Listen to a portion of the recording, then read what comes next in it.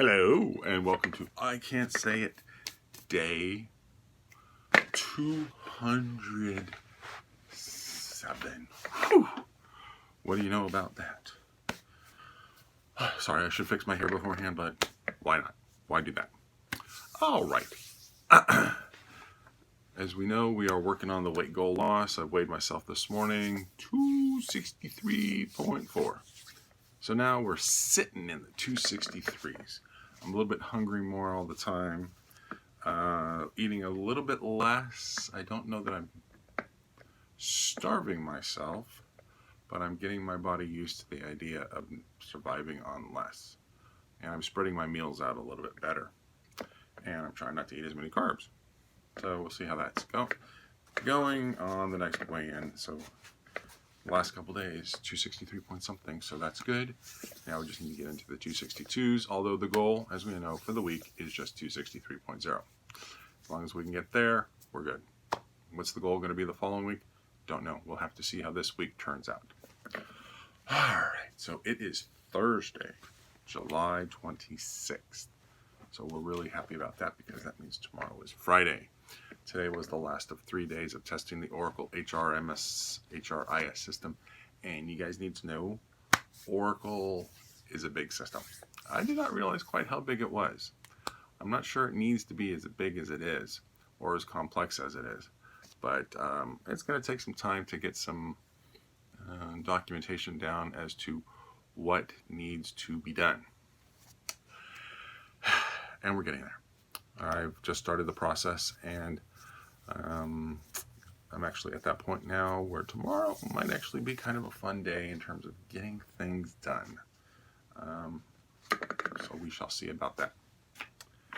Next up, I'm going through my papers, and I am a fan of printing out things that I think are really interesting.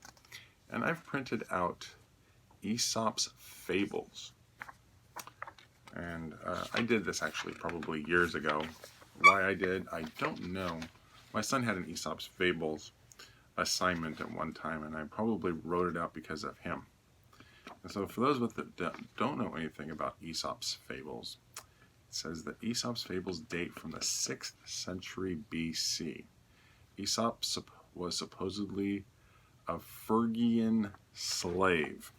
So Phrygia is an area in Asia, Turkey. So it is around Turkey and the Greece area. And met his end when thrown over a cliff at Delphi for being ugly and deformed. Whether that's true or not, we don't know. Because we're talking that 2,700 years ago. Whatever the story, the fables that bear his name, turns out that he collected the fables but didn't write them, contain timeless lessons. Aesop's Fables also gave rise to and reflect many of today's expressions and cliches. Aesop's Fables total more than 300, and these are the best of them. I'm not going to read them all to you. You got to wonder, though, if he was a slave and he collected them all, isn't it possible that he might have sat down to try to write one? Assuming he could actually write, I was just reading somewhere that the Greek language was the Greek alphabet, which came from the Phoenicians, sometime around 750 BC, and it took hold pretty quickly. The reason why it succeeded was the introduction of vowels. Okay, the article I was reading about the introduction of the Greek alphabet didn't explain why vowels were so important. It's kind of interesting because when my son does his writing, a lot of the times those are the letters that he misses. So killed, for example, might be spelled K-I-L-L-D. So he'll remember the one vowel, but he'll forget the other vowel. So that is always kind of interesting. So there's probably some sort of, is it philology, I believe it is? The use of words, or the history of words. Oh shoot, what is it called? Drawing a blank. But anyway, the history of letters and the alphabet and why vowels are so important. And could we survive without vowels? I'll have to look that up. Okay. So should I read one of these to you? Because it's always kind of interesting. I will just start with the first one. Wouldn't that be clever? The dog in a manger. If you don't need it, don't keep it from others who do.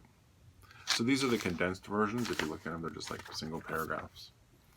But I have a book in the house. Actually, no, I think the book is here. No, it's in the house. That actually has Aesop's Fables. A dog was lying in a manger of hay, which had been provided for the cattle to eat. But when they approached, he angrily growled and prevented them from getting near, to which they remarked, "He doesn't need it himself, yet he won't let us have it, the selfish beast." I got to agree, if you don't need something, don't keep it from others that do. And fortunately, that is a philosophy that we share in our house. I am happy to say that we are big donators of things that we don't need. We occasionally go through clothes, books, knickknacks, just about everything, to say to ourselves, you know what, I don't really think we need this now. And so Hope Services is a local company, and they have stores called Savers, and you make your donations to them, and then they sell them at their Savers stores. And we love going to Savers. Yes, we do buy things from Savers, so it's kind of funny to, yes, we donate to Savers, but then we also buy from Savers. And eventually, someday, the things that we bought from Savers might go right back to them, which is fine, because it's sort of like renting the property. So if there's a book or a DVD that we're interested in looking at, well, we can buy the DVD and it's usually just like a couple of bucks, watch the movie, and then drop it back at Savers. Now, I haven't actually done the math on, so if you spend the $3 or $2, whatever it is, at Savers, and then you donate it back, how much do you get back on your taxes because you've donated a DVD? Can you make that a money market or a money making proposition? I don't really think so. I think it probably comes down to like 50 cents saved on your taxes, but you spent $2.50, so you didn't really make out. You actually would have lost $1.50. So that's something we don't do. It's just an interesting idea. You always wonder about it because you're buying these things for relatively low cost, and then the value that is assigned to them when you do your taxes. I guess you could artificially inflate the value of the item when you do your taxes so that it does become a money-making proposition. Just so you know, we don't do that. We go to TurboTax, and we do TurboTax, and we use the system's price evaluator. So we don't make up numbers. If it says that a DVD is worth 50 cents and we donated, a DVD, then that's the amount that we get. But I could easily see the unscrupulous people in this world going in there and saying DVD, but it's rare, so it's worth $5, which means that I might save $2 on my taxes, so I actually make a little money, which seems like a lot of work to me. So nothing I would do. So Aesop's Fable today was the dog in the manger. So if you don't need it, says here, if you don't need it, don't keep it from others who do. Might be easier to say, if you don't need it, share it with others. Okay, well, I am going to go to bed now because it's coming up on 11 o'clock. It is time for sleep. Tomorrow's Friday. It should be a good day in terms of work, but you just never know what's going to happen. But I got a lot of things that I could be working on, so I'm excited about that. And with that, I'm going to wish you all a pleasant evening and see you all tomorrow. Bye.